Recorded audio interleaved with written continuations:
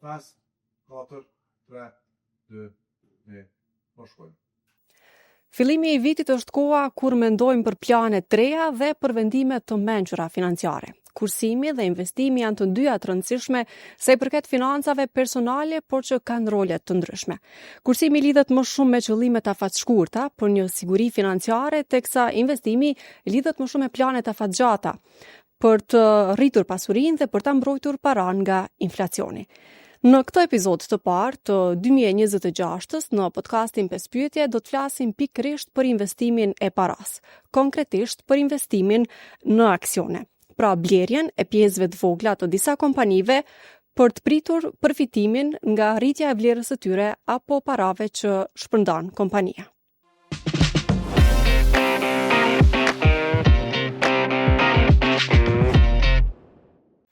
Për të folur rreth kësaj teme, sot me ne është Bujar Gosalci, investitor dhe ligjërues mbi tregun e aksioneve dhe investimeve financiare. Përshëndetje dhe mirë se ardhët, zotëri Gosalci. Përshëndetje, mirë se gjej. Faleminderit që më keni thu.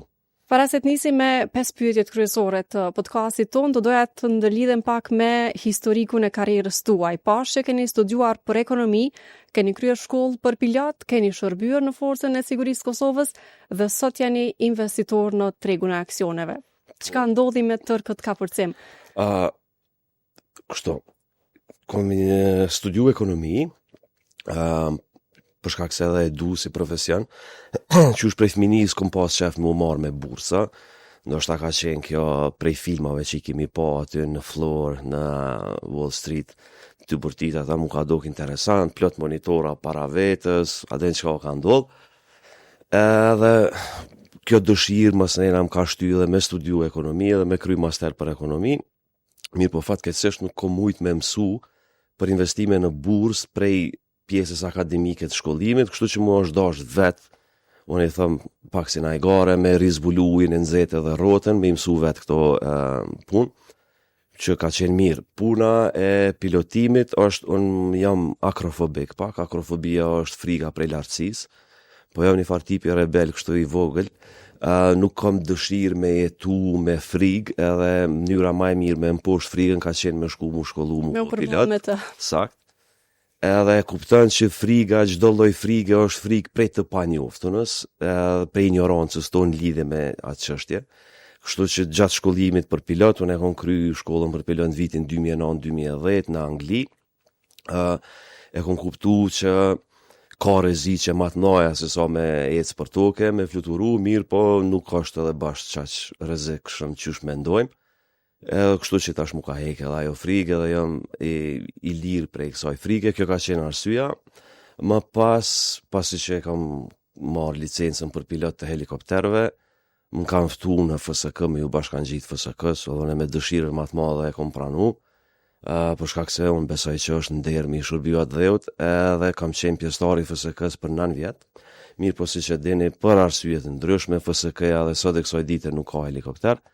Unë para një 3 vjetë e gjysë që shtot, jom demobilizu prej FSK-s, arsyeja është që edhe kom fillu me mrini mosh, edhe në FSK pensionohen herët, edhe e kom kuptu që deri sa unë pensionohem s'kan me ardhë helikopterat, edhe mi lëshu randin hapësiren edhe të tjerve, FSK-ja tash i ka 3 pilot, 3 në mosh e kom fjallën, të helikopterve nuk kanë me të keq, kështu që unë e kom vazhdu mas në karierën. Praktikisht i latë gjithë këto për të marrë me investimet? Jo, se edhe derisa kam qenë në FSK, paralelisht jo marrë edhe me burs, arsyeja është që nuk më kam pengu, për shkak se bursa e Amerikës hapet në orën 3:30 me orën tonë, që është 9:30 koha e New Yorkut, e kështu që prej 3:30 deri në 4, do të thonë gjysë orën e parë ashtu kështu nuk është që bëj ndaj trade, për shkak se ka volatility të madhe dhe pres me pa ka po shkon trendi që asoj dite, kështu që s'm ka pengu kur gjë paralelisht mu marrë edhe me punu dhe mu marrë me burs. Mirë po, është e vërtet që shpërqendrohesh, do të thonë nuk është fokusi 100% për shkak se je angazhuar me punë tjera, që ka qenë në FSK, kështu që kam vendos me elon, edhe me vazhdu me investime edhe me trading. Pra, ju vazhdoni të merreni tash me këtë fushë. Për të nisur me pyetjen e parë, si e shpjegoni ju me fjalë më të thjeshta, çka janë tregjet e aksioneve dhe pse ja vlen më marrë me to? Okej, më mundu me thjeshtu kështu. Thonë, Për ata që ndoshta po dëgjojmë për herë të parë për këtë çdo kompani ka nevojë për kapital për me i financu operacionet e veta. Kapitalin e ri mundet me marrë në dy forma, ose me kredi, me huazime, ose që është në pjesën e detyrimeve, në që se shohim bilancin e gjendjes, kush ka studiu ekonomia dhe kontabilitet, shkon të detyrimet edhe pjesa tjetër e financimit është e kapitali, ose në anglisht i thojnë equity, dhe me thonë të e shet pjesë të kompanisë në formë të aksioneve, të shares, për me i marrë që ato të hyra, që ato para, për me i financu operacionet e tua. Por së pari ti investon me para. Je para tua për neve, si investitor të mundshëm, ne i blejmë ato aksione të kompanive të cilat ne besojmë se kanë një të ardhme të ndritshme, se kanë më rrit në të ardhmen, pasi që i kemi bo analizat të cilat dojmë me i bo për atë kompani, edhe investojmë në atë kompani duke blerë aksione. Kjo kish me qenë investimi afatgjatë në një kompani, për derisa në që se bën tregtim ditor ose javor, që do me thone hap pozitën dhe e mbyll mbrana ditës ose mbrana javës, ose në afat më të shkurt se një vjet, atëherë kjo quhet trading ose tregtim me përkthyer në shqip në një farë formë. A ka interes për këtë fushë në Kosovë dhe çka ndoshta elementet, hapat kryesor që duhet i dini fillestar? Okej, interes çdo ditë po ka më shumë e më shumë. Kur kam filluar me u marr aktivisht me këtë punë, ka qenë e vështirë me i bin njerëzit se është e mundun që prej Kosovës ti me qenë pjesë e tregjeve financiare botnore. Kjo ka qenë bariera e parë. Pra ti je kosovar, po të kesh aksione në kompaninë më të madhe në botë. Cilën dush, në Apple, Microsoft, Nvidia, edhe jo vetëm kompanive amerikane, po mundesh me qenë pjesë e secili treg financiar në botë, që është për shkak se brokerit të cilin ne e përdorim, që është, mos bëj reklam për brokerin tash, ta mundson qasje në çdo bursë të botës. Ne prej Kosovës mundemi me qenë pjesë e çdo bursë në botë, edhe prej këtu. Ka platforma që të mundsojnë lidhjet me krejt kompanitë. Absolutisht, që është brokeri. Okej, pe përmenem, është Interactive Brokers, e cila, fatkeqësisht është, me sa unë e di, është brokeri vetëm i cili i mundson kosovarëve me hap llogaritë ta. Unë për vete nuk e kom hap llogarinë të IBKR me pasaport Kosovës, për shkak se kom dy shtetësi, jam edhe shtetas si Maqedonisë së Veriut. Atëherë kur e kom hapën llogarinë nuk ka qenë Kosova e pranuar te IBKR, më është dash me hap me pasaport të Maqedonisë së Veriut. Mirë, po pas 3-4 muajve ata më kanë dërguar email, më kanë thonë a mundesh me na dërguani scan të pasaportit ose të ID të letërnjoftimit të Kosovës, ja kom dërguar. Edhe mas nej një kolegi jam në FSK, i cili po ashtu është influencu prej me dhe ka dash me hap llogari, e kemi tentu me hap edhe veç ka qenë Kosova në listë, kështu që. Por tash fakti që Kosova është në listë, ai bie që ka një interes më të madh të kosovarëve për këtë fushë. Për shkak se tash moj edhe kurse, për mi tregu njerëzve qysh me tregtu dhe për disa strategji të cilat i kom bëne. Më mi thonë që veç prej kurseve që unë i komajt janë për 300 individ të cilët veç e kanë hapë llogarinë. Jam pjesë e këtij rrjeti. Po e tash e komunitetit, ata se cili kanë familjar, miq, sane që ju kanë tregu, ata kanë hapë, nuk e di numrin e sakt, po më me thonë që kanë ashta me mira llogarinë i IBKR prej Kosovës. Për të kaluar tek pyetja e dytë, sa i përket mënyrave të investimeve, është edhe ajo që e thatë që më herët trading, pra investim afat shkurt dhe investimi afat gjatë. Çka është dallimi mes tyre, pra në kuptimin konceptual, mbase ju detyrimisht në atë praktik? Po, dallimi është që sa më shpesh që bën trades, në qoftë se je i suksesshëm, që do të thonë ke me fitim, ke me rrit fitimin në fund vitit, ka me qenë fitimi më i madh. Në krahasim me vetëm me investu, për shkak se gjithmonë në trades mundesh me fitu më shumë se sa vetëm me investim. Mirë, po edhe stresi dhe është shumë më i madh nëse bën trades krahasim me investim, për kushtime që duhesh me pas për me trade, fokusi, njohurit, duhen me qenë shumë më të mëdha, por gjithashtu edhe përvoja. Cila preferohet më shumë për fillestarët? Për fillestar, me investu më mirë. Unë e kom bo një strategji të cilës ja kom lënë emrin Linda, është Linda 1 dhe Linda 2, dy strategji, Linda është bashkëshortja em. E kom emru strategjin me emrin e bashkëshortës. Edhe po dihet pse, se e du shumë, ka qenë shumë përkrahase për mua gjatë gjithë kohës, edhe e meriton. Kjo strategjia lind tani është strategji javore, ku në baza javore ne fitojmë të hyra. Është strategji me options janë derivativa prej underlying security që në këtë rast është për shembull stoku i një kompanie. Kështu tingëllon tash kur po folin diçka si rocket science edhe e vështirë, mirë po besoni është shumë e lehtë. E vështirë ndoshta për ata që dëgjojnë fillim, por kush nis të mirë, këto nuk është aq e vështirë. E vështirë me Duhet shkollim ose nuk duhet ndonjë profesion i veçantë për të marrë me këtë. Ju vini nga ekonomia, tash ndoshta dikush mundet të mendojë që veç ekonomistët, kontabilistët, financierët duhet mirë. Kuptoj se këtë pyetje më bëjnë shumë shpesh. Edhe kur duhen me ardhën kurs të onë, paraprakisht pyesën, hey, unë jam farmacist ose doktor, dentist, ku e diu në profesione të ndryshme, a ku me mujtë une me bo këto, pak si na i gari, thoma, din me mledhe dhe me zbrit, po edhe si s'din, s'ka problem, ka kalkulator, e mbuloj me ato s'dush me ditë kur gjama shumë.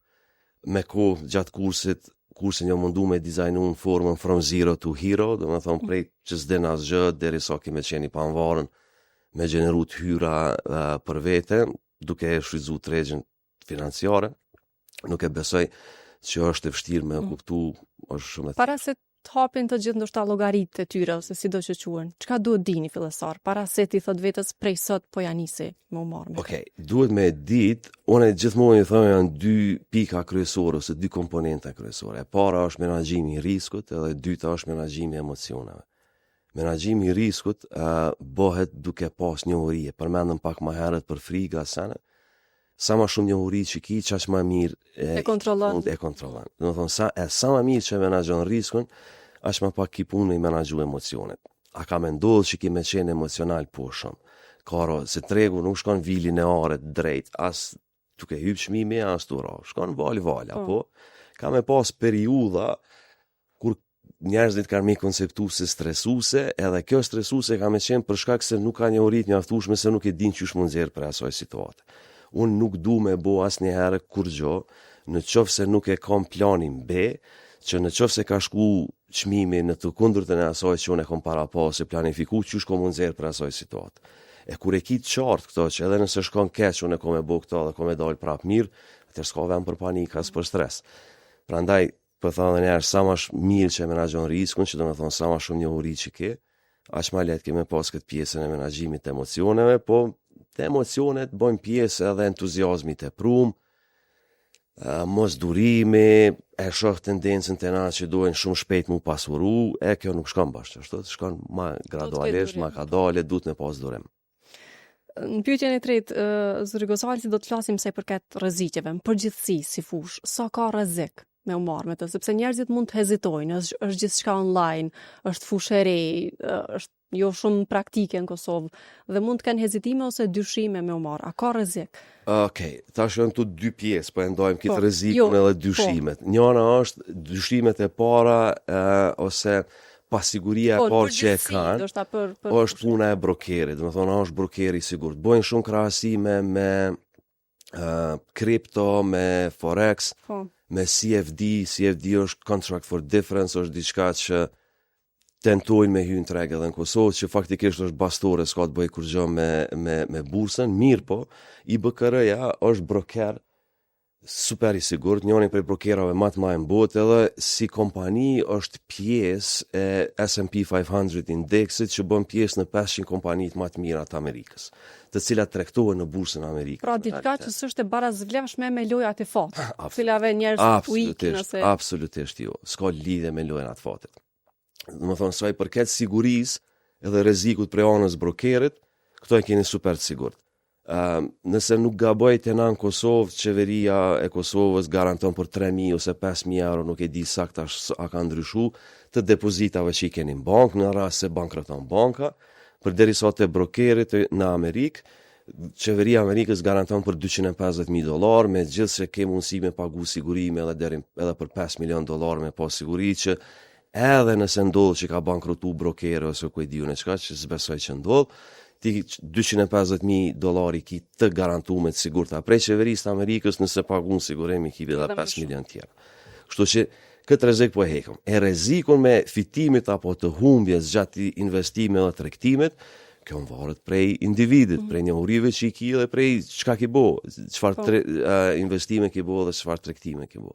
Ka mënyra të investimit që jashtëzakonisht sigurta, mirë po duni me ditë ashtu, low risk, low return, risku i vogël, kthimi i vogël. Duke u rrit risku, rritet edhe probabiliteti i kthimit të investimit, kështu që me që strategjin linda ne, tash veç po du me ju thonë, e di që të ngëllon si too good to be true, but it is, keni 1 minutë punë në javë, edhe kthimi në investim është rreth 100% në vit, me mundësi të humbjes parave 0, në qoftë se i përmbahesh disiplinës së strategjisë.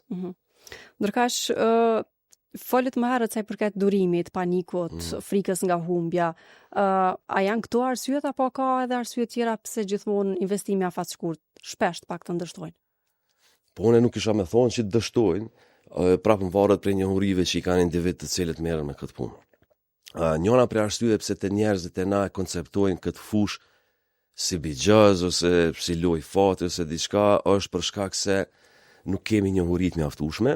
E dyta, lajmi i mirë kurse është lajm, lajmi i keq gjithmonë është lajm, edhe filmat që janë bo, të cilat njerëzit kanë mujt me i pa, filmat Hollywoodit po flas, janë gjithmonë kur ka ndodhur diçka e keqe, kur ka ndodhur ndonjë krizë, si për shembull The Wolf of Wall Street, e luan rolin kryesor Leonardo DiCaprio, super aktor, e luan rolin e Jordan Belfort, i cili është gjallë sot e kësaj dite, i cili man trajnime për sales. Ai kur s'ka qenë trader, he was a salesperson. Apo, po e dini që ka ndodhur që ka hy, edhe tash me ato që i ka bua, është bo i famshëm, është bo film. E keni The Big Short filmin, ose Margin Call, që kanë të bojnë me krizën e 2008-ës.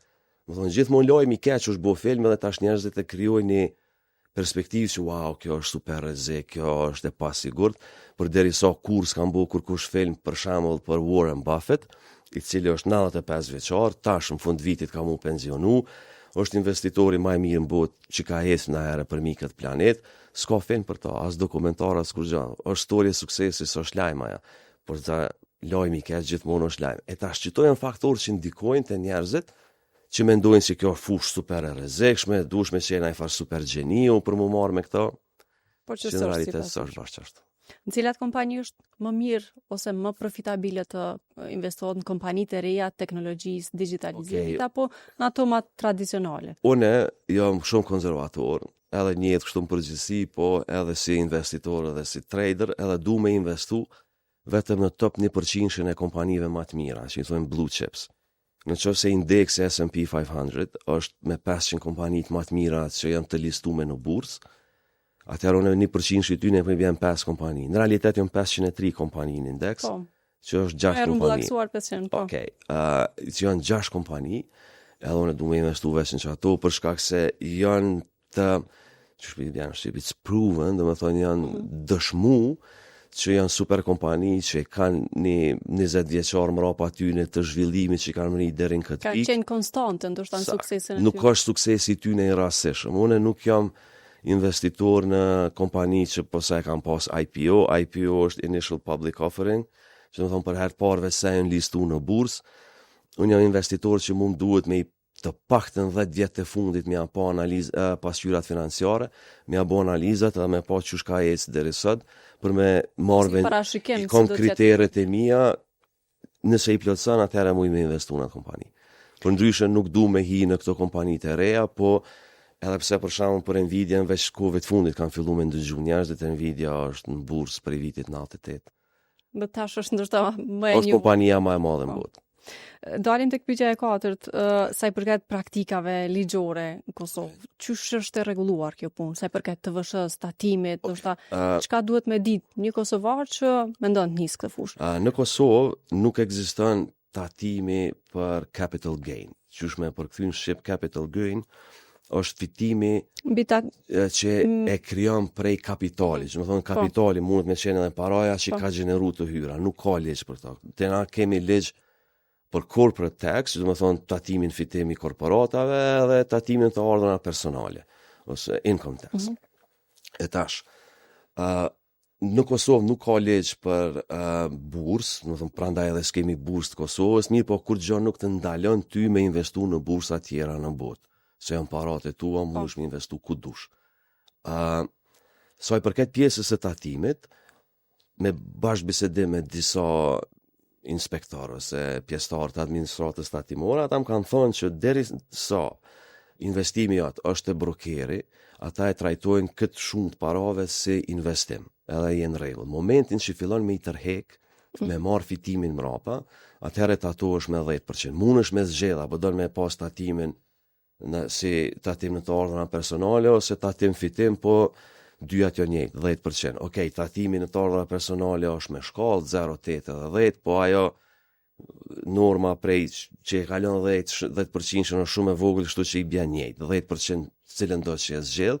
Edhe në momentin që ti fillon me tërheq tatimin, fitimin, po mendoj në Kosovë, atëherë duhesh mu tatu me 10%. Do të tatohesh veç për fitimin që nxjerr nga investimet, po jo për investimet. Në qoftë se ti i ke investuar 100.000 euro, që to pare që i ke investuar, ka dalë jashtë. Jo, veç janë tatuar, se ti i ke pas si të hyra ose si nga një pjesë tjetër, ose si fitim, aty veç i ke pagu tatimet, tash mundesh edhe një herë me pagu tatim për ato.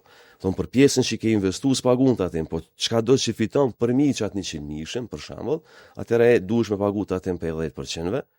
Edhe unë sinqerisht mendoj që tatimi për 10% në Kosovë është tatim atraktiv, është i ulët për çdo investitor, edhe s'ka patriotizëm atë madh se me pagu tatime, sot s'është më koha e pushkave, duhesh me pagu tatime me çu shtetin përpara.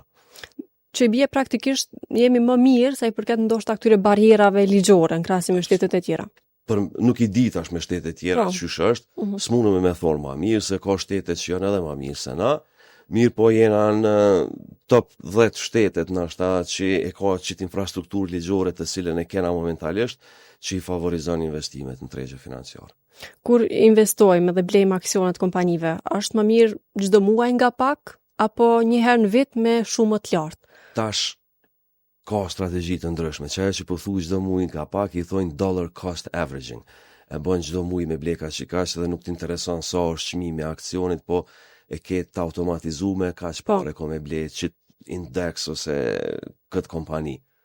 Është njëra prej strategjive të cilën nuk e aplikoj, unë du ma ndryshë, unë du me pa, du me thonë momentin e hapjes dhe mbylljes pozita, me pas në bazë të analizave teknike, dhe me pa kur është shmimi. Nuk du me ble kur është shmimi në maje, po du me ble kur është shmimi majol. I thash që shkon si val, mes me ble top, me ble down, edhe me pritjen që do të rritet më pas. Sakt. Para prakisht i bojmë analizat fundamentale të kompanisë, me pas që aja vlen me investu në kompani, e pastaj gjejmë momentin kur duhemi me investu. Me gjithë që unë prapë të them trektoj me options që janë derivativa, është pak ma e komplikume, mirë po për mu është shumë ma e mirë dhe më gjeneron fitim ma të madh. Dhe në pyetjen e 50 fundit, zotri Gosalci, diskutimi madh ndoshta me çfarë para të investojmë. Me para që janë një pjesë e pagës mujore, me para që i kemi kursy për diçka tjetër, apo me para që nuk llogarisim shumë për to brenda muajit. Po më e mira. Ndoshta cila është kjo një këshill, kështu ose një informacion i juaj për këtë pjesë dhe me u tregu ndoshta njerëzve që jo detyrimisht investimi që e bëni është garantim për fitim. Ma e mirat mirës është me investu me që ato para që nuk të duhen, edhe s'kar me të dash për një afat mesëm, apo mirë po, jo gjithmonë është që kjo formull, varet prej njohurive, prej afinitetit për me pranu risk se cili individualisht, është dhe një OPM, Other People's Money, në qoftë se ki njohuri, e din çka e të bo, s'ka kur gjithë keqë edhe me huazu, qoftë kredi ose huazim edhe me investu. Për shkak se kthimi për investimin është shumë më i madh se sa që kemi pagu interesin është aparat huazim. Ose që kemi marrë borxh dikujt edhe që duhesh me ia kthy. Pra për shumë individuale, nëse dojnë me bu në baza mujore, unë ju kisha sugjeru me investu në ETFs, ETF është Exchange Traded Funds, të cilat e përcjellin indeksin S&P 500, çdo 500 kompanitë më të mira. Për shkak se prej se është themelu ky indeks, dikon 70-80 vjet i ka, rritja mesatare vjetore është 10%. Me gjithë që nuk është çdo vjet 10%, po them rritja mesatare vjetore në afat të gjatë është 10%.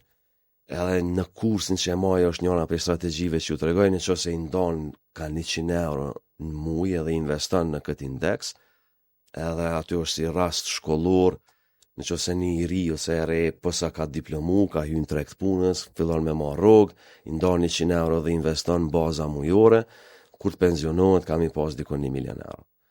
Veç ka 100 euro në mujë duke i ndo. Për shkak të compounding effect, compounding i thojnë shqip interesi për bërë, o më thonë, që ajo rritje ka me shkaktu më bo dikon rreth 1 milion euro, veç ka 100 euro në mujë me investu, në baza mujore në indeks S&P 500, që ma me menja mundet me bo çdo kush sot që e ka një rrugë.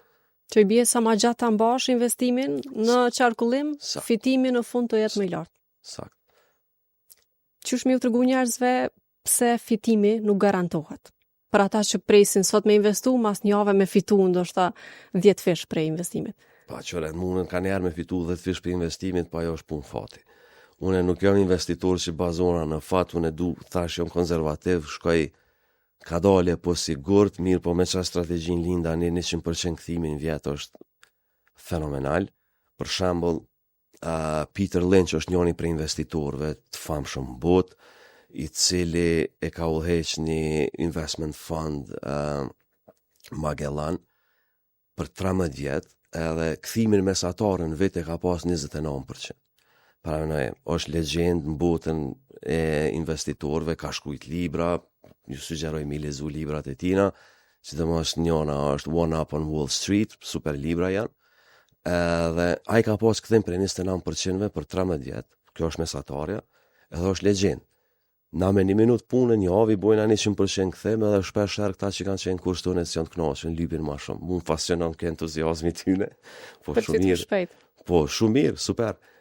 Po prapë ju them, duni me pas një uri, me pas një mentor, mundësisht nuk po them mu, s'ka marrë mi bo reklam vetit, po duni me gjetë një mentor qoftë online, qoftë sido që tjetë, dhe siguri, në Amerikë thojnë veç 2 sene janë sigurta, IRS, do me thonë, administratat atimore dhe vdekja, tjerat. Krejt në fund Zotri Gozalci, çka ka lidhe dita e hënë këto? Po e shoha u bë hone ma, lidhe diçka me investimin? Po, njerëzit që nuk e dojnë punën të cilën janë të e bu, edhe që shkojnë në punë veç për shkak që asoj page, për shkak se kanë obligime, dilën mramje, kanë thënë, e hane nesër, dhe me këdut më që herët dhe me shku në punë.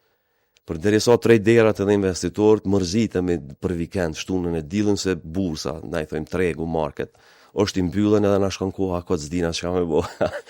Të tregon me pasionin që i ki për punën që e bën, edhe me nxishpret më bo e hane më hap tregu, për që ata është ma ica, a u bo e hane më, se s'po shkon vikendi, s'po kena çka me bo.